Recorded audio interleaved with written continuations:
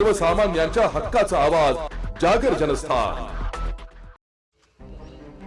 अर्धवेळ स्त्री परिचारिकांच्या न्याय हक्कांसाठी सुरू असलेल्या राज्यव्यापी बेमुदत संपाला आज आणखी जोम मिळाला असून बहुजन क्रांती सेना आणि आई संघटना यांच्या नेतृत्वाखाली हा लढा व्यापक होत आहे। महिलांच्या जगण्याचा आणि न्यायाचा प्रश्न असल्याने संपाकडे राज्यभरात लक्ष वेधले गेले।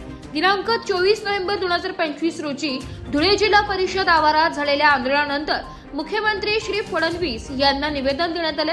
परिचारिकांच्या अत्यल्प मानधन, शासकीय उदासीनता आणि वर्षानुवर्षे प्रलंबित असलेल्या मागण्यांबाबत तीव्र रोष व्यक्त करत मागण्यांची तात्काळ पूर्तता करण्याची आग्रही मागणी करण्यात आली आहे। संपकरी परिचारिकांच्या प्रमुख मागण्या मानधन वाढ, समान काम समान वेतन, शासकीय सेवेत समावेश, सेवा स्थायीकरण, पेन्शन योजना व परिचारिकांना कायदेशीर मान्यता यांची त्वरित पूर्तता न झाल्यास आंदोलन अधिक तीव्र करण्याचा इशारा संघटनांनी दिलाय।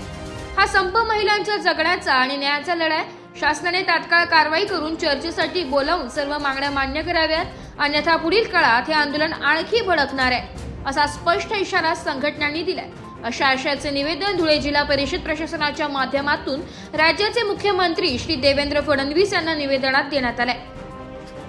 या प्रसंगी मंगल सूर्यवंशी, रेखा जगताप, अनिता राऊत, सुनंदा साबळे, पनाबाई पवार, अक्काबाई गवळी, सुमनबाई सूर्यवंशी, चाफाई बागुल, नवशाबाई बर्डे, मंगलबाई बागुल, तापाबाई जिरे, कल्पना ढिंगळे, गीता देसाई, नवरीबाई ढिंगळे इत्यादी महिला कर्मचारी व संघटनेचे पदाधिकारी मोठ्या संख्येने उपस्थित होते। जागर जनस्थानसाठी प्रतिनिधी रूपक बिरारी, धुळे। जिल्हा परिषदेसमोर आज आम्ही आई संघटनेच्या वतीने, बहुजन क्रांती सेनेच्या वतीने जिल्हा परिषदेसमोर आम्ही आमचं आंदोलन चालू केलेलं आहे। आमचं म्हणणं एक आहे, ही माय माऊली या ठिकाणी उभी आहे। या माय माऊलीला पगार किती दिला जातो?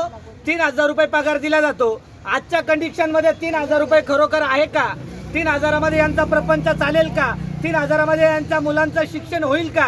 3000 मध्ये यांच्या मुलांचं लग्न होईल का? 3000 मध्ये यांच्या मूलभूत ज्या गरजा आहेत, या मूलभूत गरजा होतील का? यांना 8-8, 9-9 घंटे यांच्याकडून काम करून घेतलं जातं। यांना साधं आयडेंटिटी कार्ड सुद्धा दिला जात नाही। यांना गणवेश देखील दिला जात नाही। एका बाजूला तुम्ही लाडकी बहीण योजना राबवतात, आनंदाची बाब आहे, पण दुसऱ्या बाजूला याच बहिणींना का वंचित ठेवलं जातं? यांनी कोणाचा घोडा मारलेला आहे? यांनी या ठिकाणचे एकही अधिकारी, सीओ अधिकारी असू द्या, आरोग्य अधिकारी असू द्या, या महिलांकडे कुठल्याही प्रकारचं लक्ष दिलं जात नाही।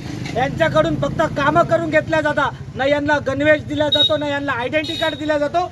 आमची मागणी फक्त एकच आहे, या महिलांवर जो अन्याय होतो, या महिलांना न्याय देण्यात यावा। 3000चा पगार, 3000 मध्ये काहीच होत नाही। आज महागाई गगनाला भिडलेली आहे। या महागाईच्या जगामध्ये या महिलांकडून फक्त राबून घेतलं जातं। तर या महिलांचा पगारवाढ झाली पाहिजे।